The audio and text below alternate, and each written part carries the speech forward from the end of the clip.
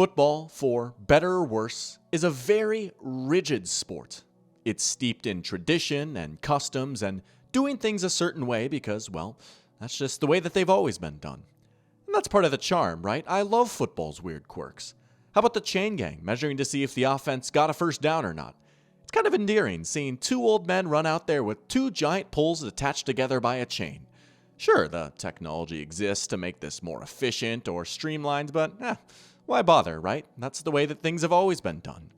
There's beauty in this stubbornness of football, keeping the sport in the same place forever. The spectacle of a football game is pretty unique because of this stubbornness. But what about the way the game is actually played? What about what happens next after the chain gang runs out there? They measure. The offense came up short. It's fourth down. Now what? Well, playing it safe is the way that it's always been done. You punt the ball, you play field position, or if you're close enough, you can just take the points. This is what you do. This is how you play the game. Those who dare defy this sacred norm are reckless fools simply asking for trouble. I love football for the weird, chaotic, and stubborn sport that it can be, but I'm not gonna lie, I think that this is wrong. I couldn't disagree with this more.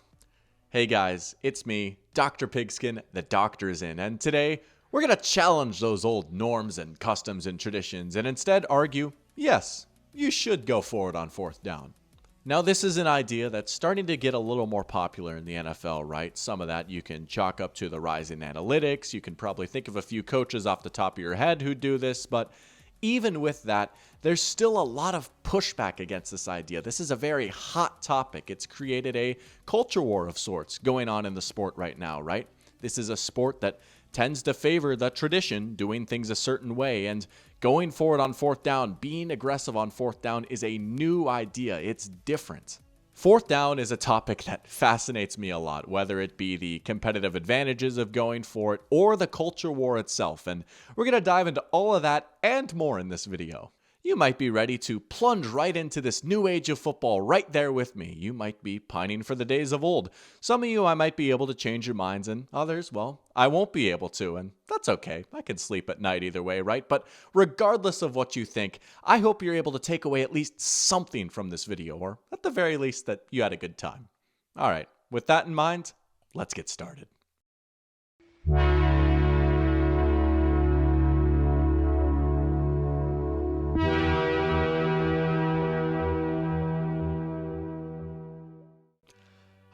Some of my fondest childhood memories were watching the Vikings every Sunday with my dad. Now, it did not matter how good, bad, or deeply unserious the Minnesota Vikings were, we were not going to miss a game, darn it. This is something that we did from when I first got into football at 9 years old all the way until I graduated high school and then moved out to Georgia. And doing that enough years, I started to pick up on a few of my dad's go-to phrases when watching a football game. Now, for example, if a couple players got into it, maybe a little pushing and shoving, some trash talking, my dad would always like to say, oh, they're woofing at each other, which that one always cracked me up. If the Vikings had a questionable call or a bad penalty go against them, my dad, without fail, would always go, oh, come now, boo.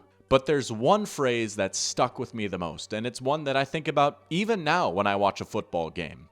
Let's say the Vikings opponent had a fourth down in no man's land. I don't know, 4th and 3 from midfield. And the offense is standing out there. They're staring over at their coach, wondering if they're going to go for it or not. Now, during that time, my dad would always look at me and say, well, I sure hope they don't go for it, because they'll probably get it if they do. Now, believe it or not, my dad, a pediatrician in North Dakota, was ahead of the curve when it came to fourth down.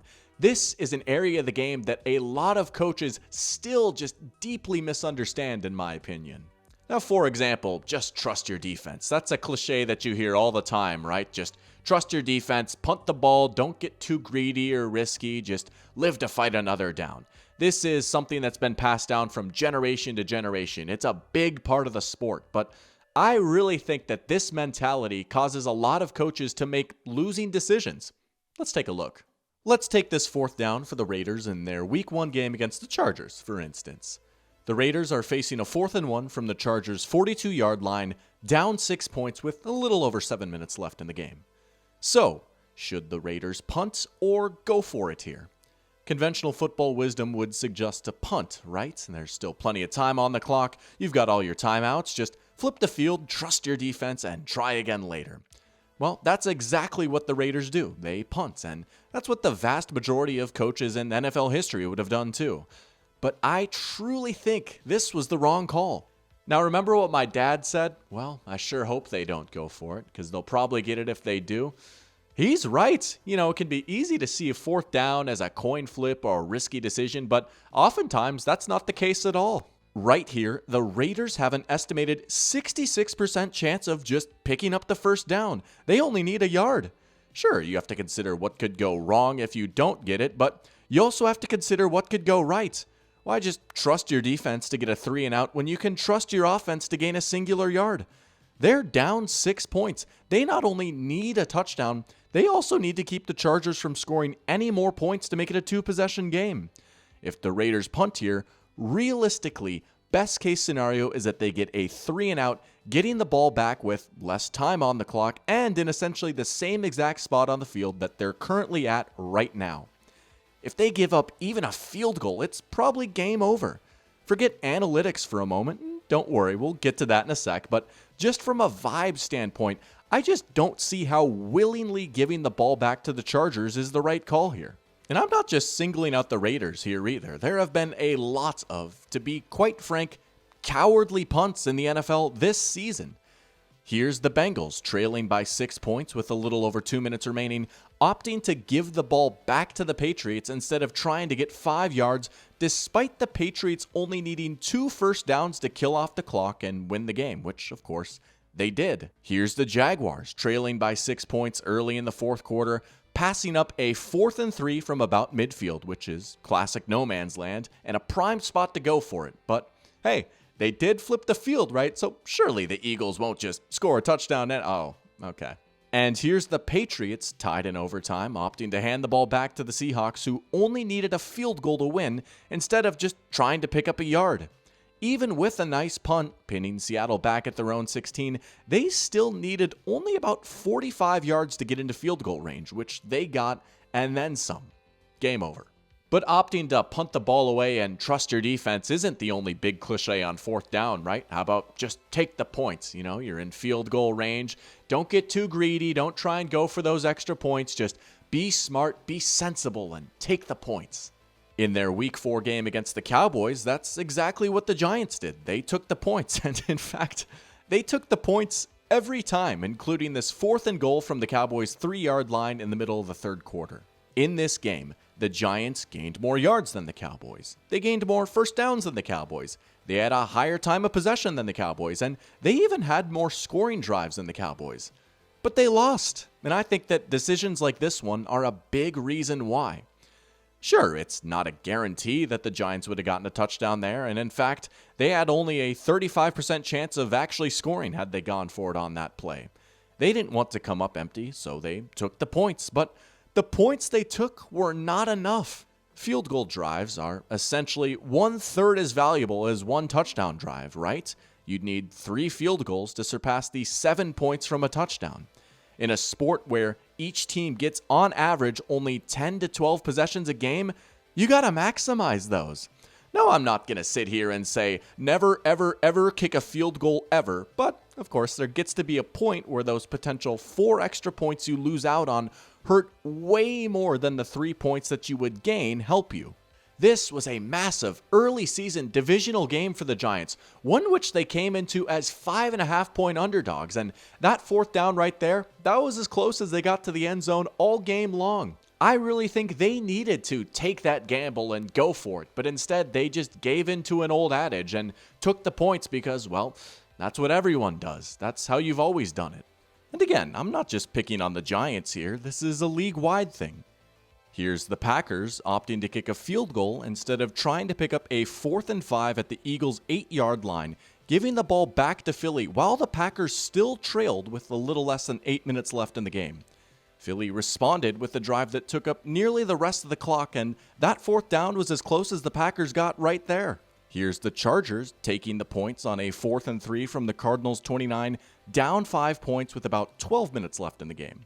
This one is very similar to that Giants-Cowboys game. The Chargers outgained the Cardinals. They had a higher time of possession. They had more scoring drives, but they lost because they didn't score a single touchdown and took the points every time. But, of course, the points they took were not enough. And here's the Rams opting to kick a field goal on 3rd down. They're down 2 scores, 12 yards away from the end zone. They've got a chance to run another play, but just pass it up for the sake of taking the points. Now, as I alluded to earlier, right, all this is right now is a vibes-based argument. There's no actual data or numbers or anything that backs this up. This is just a feeling. But what if I told you there was actual numbers and data and stats that do back this up? All right, here we go. Buckle up, get ready, because math and football are about to collide. Let's do this. Let's talk about analytics.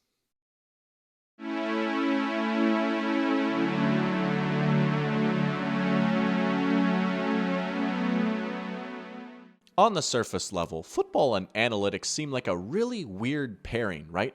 Football is a sport of brawn, physical brutality, mashing your opponent into a fine pulp. It's the most jock-coded sport out there, while analytics is all about sample size and charts and theory and process. I think that stark contrast is something that makes this issue so controversial. A popular criticism that you'll hear of 4th down aggression is that, well, it's just fueled by analytics, right? That's nerdy, and that's not the way you're supposed to play the game. There's no spot for that in football. Now, I find this take to be a little bit ironic and hilariously wrong on a couple of levels, right? First of all, think about what the nerds are actually advocating for here, right? Don't roll over, don't give up, put the ball in your hands, line up and compete, hit somebody. And second of all, the 2 most aggressive coaches on 4th down are Dan Campbell and Nick Sirianni, 2 guys who I would not consider nerds whatsoever, right? Dan Campbell is a big, burly, former NFL tight end whose absolute favorite piece of clothing in the entire world is a baseball hat with the word grit on it. Nick Sirianni is a hot-headed instigator who runs around the sidelines with his Italian security guard and treats every game day like his own personal episode of The Sopranos. And yet, it's these coaches that are doing the nerdy thing of going for it on 4th down.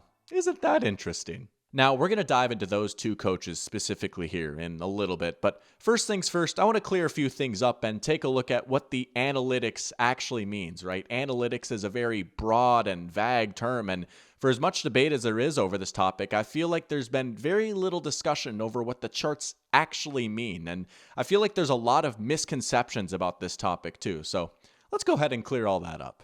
You've probably seen one of these before, or at the very least, something similar. This is a 4th down decision-making model. There's tons of these out there right now. You might see them pop up on the scoreboard while watching a game. ESPN has their own, and this one was created by Ben Baldwin of rbsdm.com. While there are a lot of different models, for this video, I'm going to be exclusively using this one simply because it's the only one that's free to access for anyone.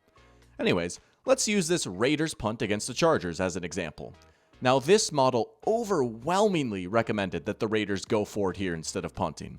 It's simply saying that if the Raiders choose to go for it, that choice gives them about an 8% higher chance of winning the game than any other choice. It's just suggesting what choice to make.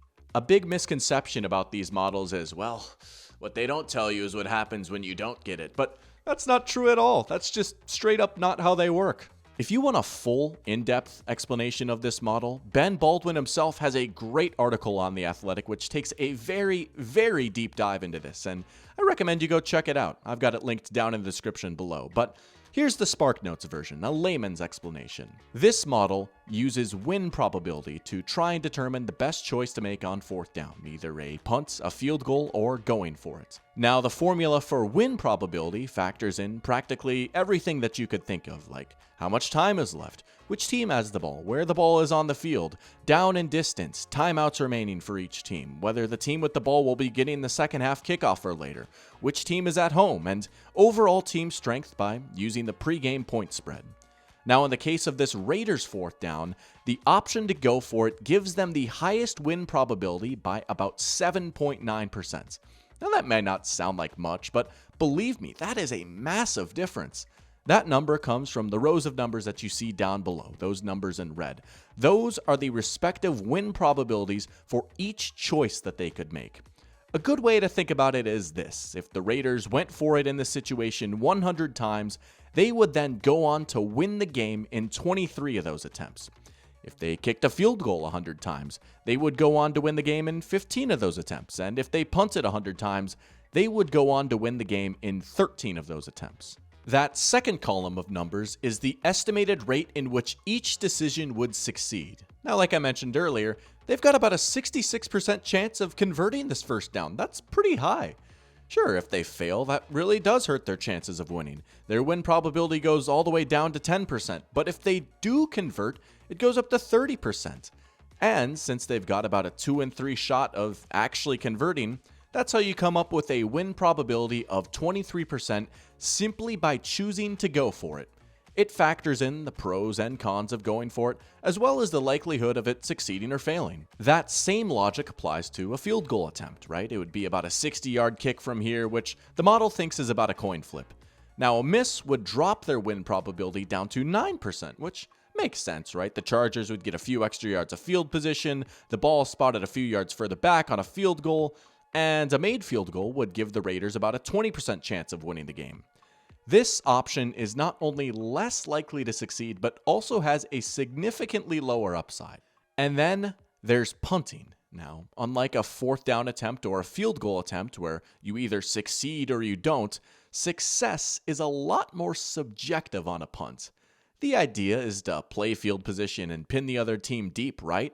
And the model does factor that in. It uses a formula to account for where the other team is going to get the ball based off of how long the punt is and how far the punt returner can advance the ball. But at the end of the day, no matter how deep you pin your opponent, you're still giving up possession, which has very little upside, especially in a situation like this. And you know what? Let's give some credit to the Raiders' special teams, right? They did a good job. They pinned the Chargers all the way back at the 8-yard line. But man, it just really didn't matter. The Chargers went down and scored a touchdown in about 6 plays, I think it was, and that was that. Game over. They gave them the ball back, and the Chargers said, "Oh, thank you." Now, I'm not going to sit here and tell you that these models are 110% perfect and infallible. Of course not, right? Football's too complex and too human of a game to get down to an exact science. But I do think it's fair to say that these are a good tool to utilize. It's not gospel, but it's a good tool. The Raiders shouldn't have gone for it because Ben Baldwin's math robot told them to. I think they should have gone for it because of the reasons we talked about in Chapter 1. But when I see that the decision to go for it mathematically gives the Raiders about an 8% higher chance than any other choice, I think, yeah, that makes sense. All of those fourth down decisions that we discussed in Chapter 1, the decisions to trust your defense or take the points, those all went against the model's recommendation to go for it on fourth down. And again, my thoughts are, yeah, that makes sense. In my opinion, that should be the point of these models right here, right? Make it a decision, just take a look, see how you feel. It's able to put actual tangible numbers behind something that's just kind of a vibe or a feeling. All right, now that we've got all that cleared up, let's go back to our favorite nerdy meatheads, Dan Campbell and Nick Sirianni. And when I said that these are the two most aggressive coaches on fourth down, I was not exaggerating. That is straight up statistically true. Both Dan Campbell and Nick Sirianni got hired in 2021, and since then, the Lions and Eagles not only boast two of the highest rates of going for it on fourth down, but they're also the top 2 teams in the NFL that go for it in situations where analytics recommends going for it. So, in other words, Campbell and Sirianni are not only aggressive, but they're smart about when to be aggressive. And even in the modern NFL, where every team goes for it a little bit more than they did even a decade ago, these two coaches are exceptions, not the rule. Okay, that's nice and all, but is this aggressiveness actually worth it? Is this paying off for them? Hey, didn't Dan Campbell cost the Lions a trip to the Super Bowl? Let's take a deeper look. Forget process or theory or anything like that, right? Football is a results-driven game, so were the results justifying the decisions? In order to figure this out, I sat down and tracked every single fourth down attempt for the Lions and Eagles since Campbell and Sirianni got hired in 2021. Well, not every single one, almost every single one. You know, I filtered out a few, like any obvious garbage time scenarios. Now, the question that I wanted to answer was how many points the Lions and Eagles gained or lost on their fourth down decisions. If the Lions or Eagles failed on their 4th down attempt when in field goal range, they lost 3 points. They should have taken the points. If they failed outside of field goal range and should have punted, they lost 3 points if their opponent answered with a field goal, and lost 7 points if they answered with a touchdown, and neither gained nor lost points if they held their opponent's offense to no points on the following drive. Now, if they went for it in field goal range and converted, turning that drive into a touchdown, they gained 4 points. And if they went for it outside of field goal range and converted, if they got a field goal on the drive, they gained 3 points, and they gained 7 points if they scored a touchdown. Now, I will say this method is pretty biased against going for it, but you know what? I'm going to play that game that 4th down criticizers want to play. I'm assuming that the kicker would automatically make every single kick in field goal range. I'm assuming that the field position from a punt would lead to the defense getting a stop instead of letting up points. And yet, despite all of that, since 2021, the Detroit Lions have gained a net total of 45 points on drives where they chose to go for it on 4th down. And the Philadelphia Eagles have gained 114 points on drives where they chose to go for it on 4th down. That's a massive deal. It could be easy to single out the instances where it doesn't work. I get it, but you also can't forget about all the times that it does work. These decisions add up over time. There have been games that these teams have won in large part to their success on 4th down. How about this Eagles 31-17 win over the Dolphins in 2023? Make no mistake, this was a much closer game than the final score would indicate. Early in the 4th quarter, the Eagles were clinging to a 7-point lead and facing a massive 3rd and 5 from their own 22, which they didn't convert. But they did get 4 yards, which set up nicely for a 4th and 1 that they easily picked up with the brotherly shove, keeping the ball out of Miami's hands, at least for a few plays. On the very next set of downs on this same drive, the Eagles faced another big 3rd down, this a 3rd and 8 from their own 30, and again, they didn't convert. But they did get 7 yards, setting up another easy 4th down conversion. Now, those 2 4th down conversions were a part of a 13-play, 6-minute, 35-second drive that ended in what was essentially a game-ending touchdown. Their willingness to go for it, even deep in their own territory, gave them 7 crucial points that they would not have scored otherwise, in addition to keeping Miami's offense off the field and taking up nearly half of the 4th quarter. A less aggressive coach might have trusted their defense instead of just trying to get 1 yard. Oh, and for what it's worth, Ben Baldwin's model strongly recommended going for it on both of these 4th downs. How about this Lions and Chargers game that took place a few weeks later?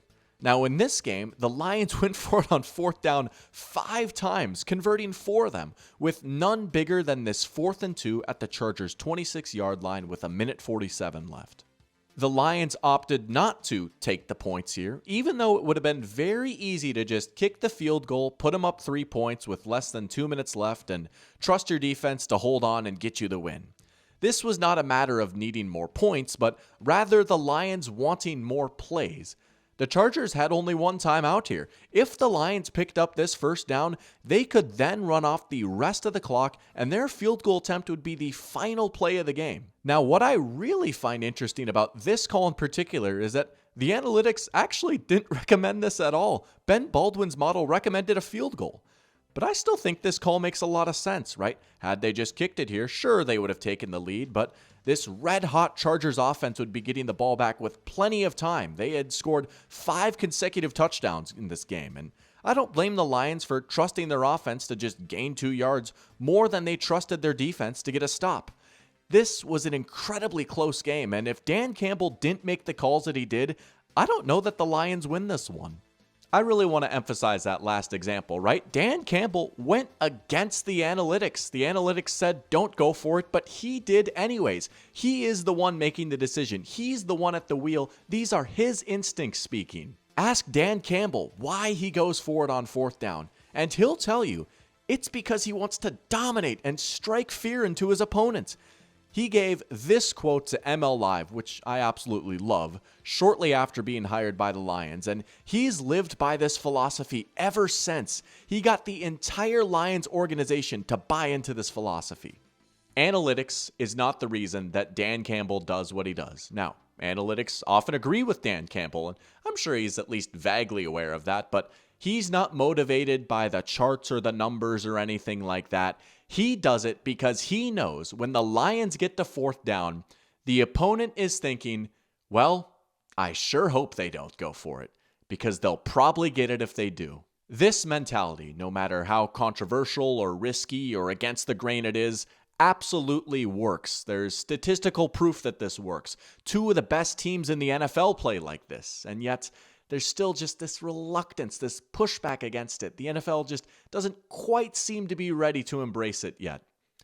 And that's because we don't remember when it works. We remember when it fails.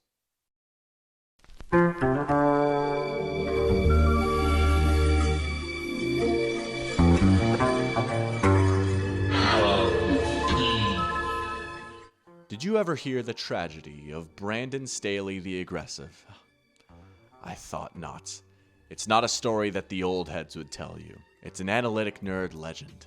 Brandon Staley's time as the Chargers head coach absolutely fascinates me. I really do think that he's a tragic figure in the NFL story, and that he is maybe the biggest victim of this entire fourth down culture war. To me, the way his career played out is a perfect but sad metaphor for how the football world views this way of thinking. Staley, just like Campbell and Sirianni, made his head coaching debut in the 2021 season, and in his first season, it was actually Staley who was the most aggressive of them all.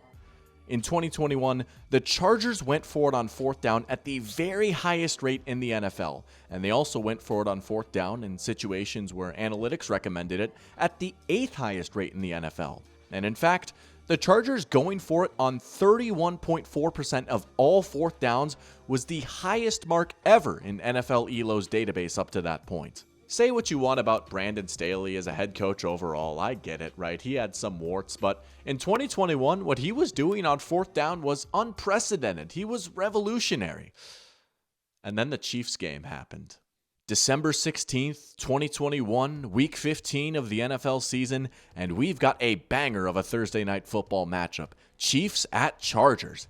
This was one of the biggest games of the season right here. If the Chargers win, they would then move into first place in the division with just 4 games left in the regular season and would have swept Kansas City on the season. In a big primetime game with the whole country watching, with the chance to make history and knock off the big bad Chiefs, Brandon Staley laid it all out on the line. And it didn't work. The Chargers faced 5 fourth downs in this game, going for it on every single one, and they only converted on 2 of them, and went on to lose the game in overtime. And poor Brandon Staley got eaten alive. We didn't know it at the time, but this game broke Brandon Staley. He was never the same. The following year, in 2022, the Chargers were far less aggressive on fourth down. They didn't go for it nearly as much. After bursting onto the scene as one of the most aggressive decision makers ever, Brandon Staley was now just another coach. So how did this happen, right? This was Brandon Staley's thing. He was out Dan Campbelling Dan Campbell. Why did he stop? Well, I really think it's because of how that Chiefs game went and the response that followed. That Chiefs game was not only a massive late season divisional matchup, but again, it was on Thursday Night Football, right? The whole country was watching. A lot of people who hadn't watched the Chargers all season long were watching that game. This game was also the start of an epic Chargers collapse, who would go on to lose 2 of their final 3 games of the season, and forget about winning the division. They missed the playoffs altogether entirely. And when they did, this was the game that people remembered. And those fourth downs, those were the plays that people remembered, because it was different and out of the ordinary. It wasn't what you were supposed to do. There's that darn stubbornness of football. Sometimes you love it, but man, sometimes you hate it. And here it reared its ugly head. Forget about fans tweeting things out or talk shows, right? This is something that is held within the game itself, players and coaches. Nick Saban went on the Pat McAfee show last year and gave the whole, well, what the analytics don't tell you is what happens when you don't get it type of speech. Even though, as we talked about earlier, that's just straight up not true. That's not how these charts work at all. John Gruden, on a Barstool live stream of all places, absolutely went off against analytics after seeing the Commanders fail to convert a fourth down attempt against the Eagles on Thursday Night Football this season. Except, here's the thing. The analytics actually didn't recommend going for it there. Ben Baldwin's model recommended a field goal. Rich Gannon tweeted this out in early November, and to be honest, I really disagree with this. This implies that when coaches go for it on fourth down, they're just blindly following analytics, but there's plenty of cases of, say, Campbell or Sirianni going for it even when the analytics suggest otherwise. They are trusting their instincts. Their instincts are just different. This is Nick Saban, one of the greatest football coaches ever, someone who was coaching as recently as a year ago with a loud but incorrect criticism of fourth down aggression. This is John Gruden, a Super Bowl champion head coach, someone who was coaching only a few years ago, again, with a loud but incorrect criticism of fourth down aggression. This is Rich Gannon, a MVP quarterback, with, once again, a loud but, in my opinion, incorrect criticism of fourth down aggression. And believe me, right, I know my place, right, 99.9% of the time, Dr. Pigskin, some dude on the internet, does not know more about football than those three guys do. But you know what? I really think this might be that 0.1% of the time. Obviously, everyone is entitled to their own opinion, right? I don't want to be too antagonizing, but to me, it's just a little bit frustrating that most criticisms of going for it on fourth down usually boil down to, well, it's different and therefore it's wrong, or just straight up misinformation. And I think it's equally, if not more frustrating, that those takes or mentalities, whatever you want to call them, have a massive influence in the NFL. These weigh on coaches. They think about it. You know, I honestly think that Brandon Staley had the right idea, and I just wish he would have stood on business, especially when you consider the career arcs of his peers, Dan Campbell and Nick Sirianni. Yeah, Dan Campbell's Lions have gained more points than they've lost on fourth down during his time there, but believe it or not, that wasn't always the case. In his first season as a head coach, the Lions actually lost points on their fourth down decisions, but instead of getting discouraged and backing off, he stuck with it. The Lions made it a priority to build up the power running game, giving Jamal Williams a much larger workload in 2022 and then bringing in David Montgomery in 2023.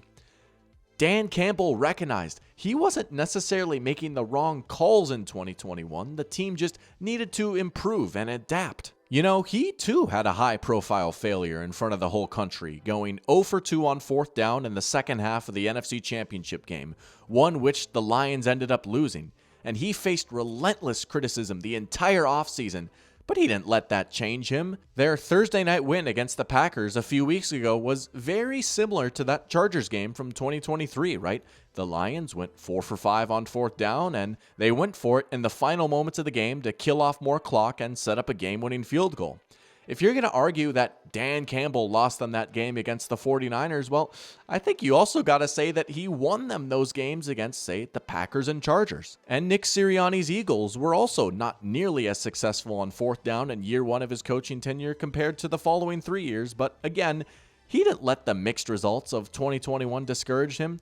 He adapted, implementing the brotherly shove in 2022, which has become one of the very best plays in football. Even when it wasn't working, these coaches didn't just go, maybe this is wrong, maybe this is stupid, maybe we should just stop doing this. No, you know what they did? They took a good hard look in the mirror and said, what can we do better? That is an open-mindedness that I think the NFL is sorely lacking at times. This is all about winning the game. It always has been, whether it's vibes or analytics or some sort of mix of both. These coaches do what they do because they believe that this is the right way to try and win a football game. That's what football is all about, right? Trying to find any possible advantage, trying to strike fear into the opposition, biting kneecaps. That's why they do this, and that's why this works. And how about for us, the fans, right? Let's be honest. It's 4th down and 3. What would you rather see? Forget principles or tradition or anything like that. I want to see the team go for it. I can respect when a coach sticks his neck out, goes against the grain simply because he wants to win the football game.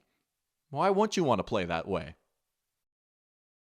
Thank you guys so much for watching. I really appreciate you guys just giving a little bit of your time to tune in. And if you made it all the way to the end of this video, congratulations to you. Let's go. Let me know down in the comments below, what do you think about 4th down aggression? Do you like this new trend? Do you think it should stop? Sound off. I want to hear your takes. If you're new and you liked what you saw, feel free to stick around and check out what else I've got going on. As I always like to say, I really think we're building something special, so feel free to join the Dr. Pigskin family. All right. That's all I've got for today. Hope you guys take care. Have a nice day. And until next time, I'll see you guys later. The doctor is out. Y'all have a good one.